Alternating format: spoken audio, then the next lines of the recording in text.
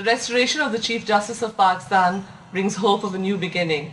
Will we see the military back in the barracks? Is this a new beginning for Pakistan? Well, my guest today leads the largest political party in Pakistan and is the one force who could possibly take the military back to the barracks. Ms. Benazir Bhutto, welcome to 24/7.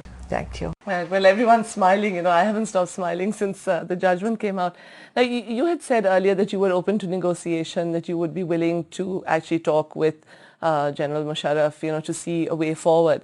Do you still see that door open, or do you think it's not necessary now to go into negotiation with him? Well, a dialogue is always important. The doors of dialogue are never shut. I mean, look at all the years we did dialogue with India over Kashmir. We haven't got a settlement yet, but maybe we haven't got a deterioration of the situation. So too in our dialogue with General Musharraf, we would like to see the military go back to the barracks. We'd like a facilitated transfer to democracy. And the main issue for us is, how does that happen? Fair elections is what we're asking for, and a balance of power between the presidency and the parliament. In the 90s, what politics was like. All the governments came and went like 9 pins. So we really think that the power to dismiss the prime minister is one that destabilizes democracy and really shouldn't be there. Right. Now, you talked about the doors to dialogue being open, but the lawyers' movement, which they say is going to continue. I mean, according to Ali Ahmed Khurd, he said that the movement now carries on and the slogan is "Go Musharraf, go." He said, we're not interested in Mr. Shaukat Aziz being the fall guy for this reference. We want the person who actually submitted the reference, which is the president. So where do you see your party in a movement like that? Would you support it? Well, our party hasn't met to take a decision on it. And obviously, when we're approached by the lawyers' movement, we would certainly look at it. We want an end of military rule. We want the military to go back to the barracks, and we want the revival of the constitution. Now, what are the best tactics to proceed? Let us see. We're quite happy to hear the lawyers about it. But it would really depend on the Supreme Court, because we wouldn't want to be party to any situation that led to emergency, for example, or any situation which led to a new general taking over and promising elections in 90 days and then postponing those elections because of this particular window of opportunity.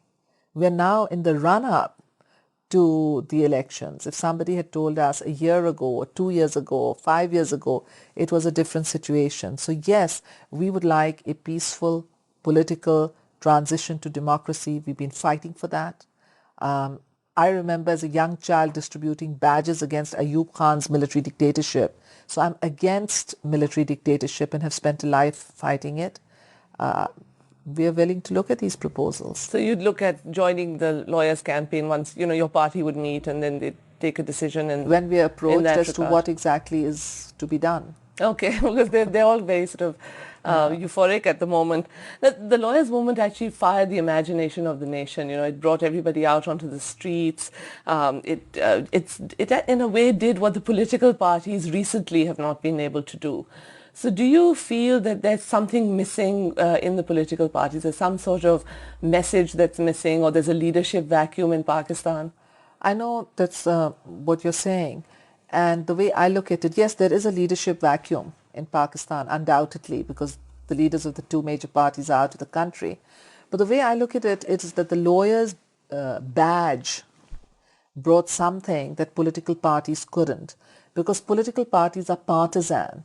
So we have hesitation in joining up with each other, which is why I think the political parties chose to term this as a lawyers' movement and to stay behind.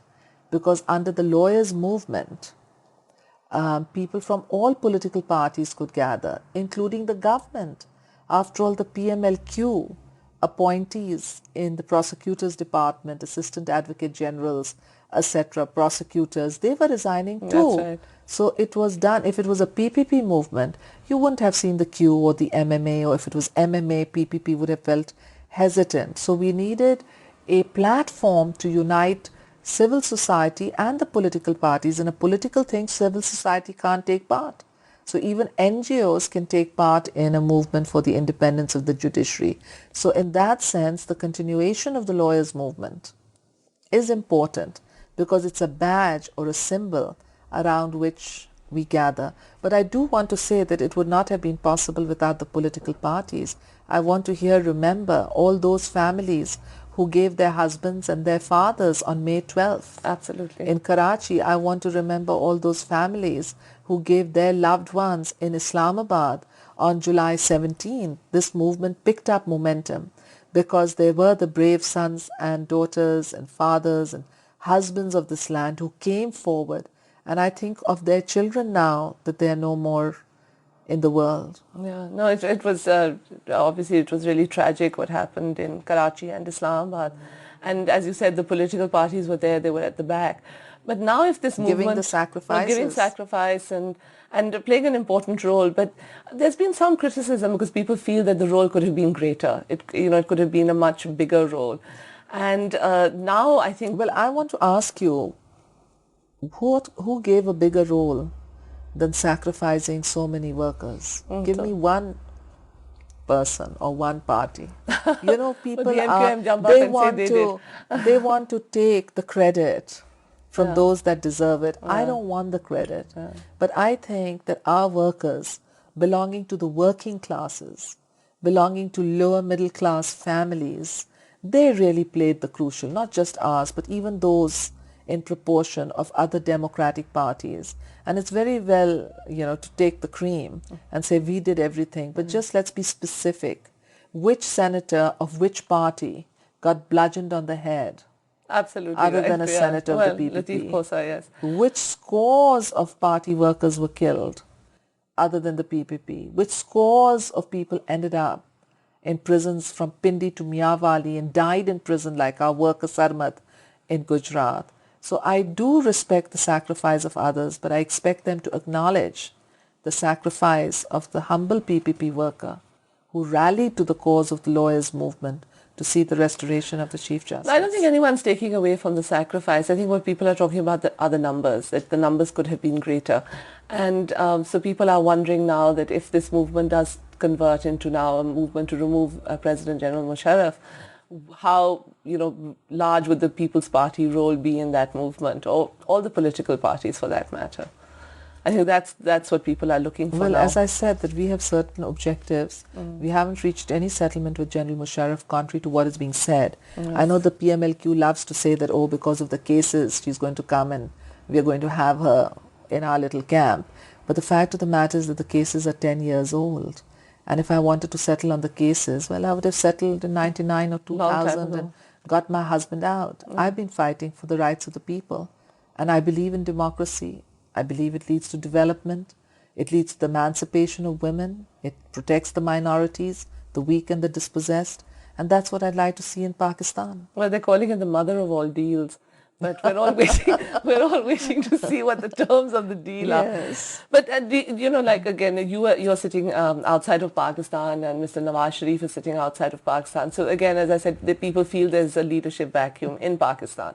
So do you feel there's a need for a strong second-tier leadership? I mean, an effective and strong leadership. Well, I think we have a strong and effective second-tier leadership.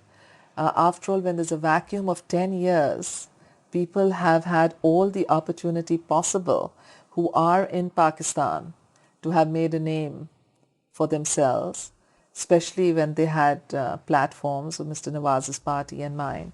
But now I think that vacuum is going to end because I'm going back and I'm going to take the risk because I think it's important to use this opportunity of the elections to save Pakistan from what I see is not just dictatorship, but extremism. You said you're planning to go back. When are you planning to go back? How soon? Tammy, I'd love to announce it right. I would love you to do that. right here. But I think I better announce it as per my schedule. Oh, no. I'm planning to, it's not many months either. It's really soon. So this is like the preview. It's the preview, just for you.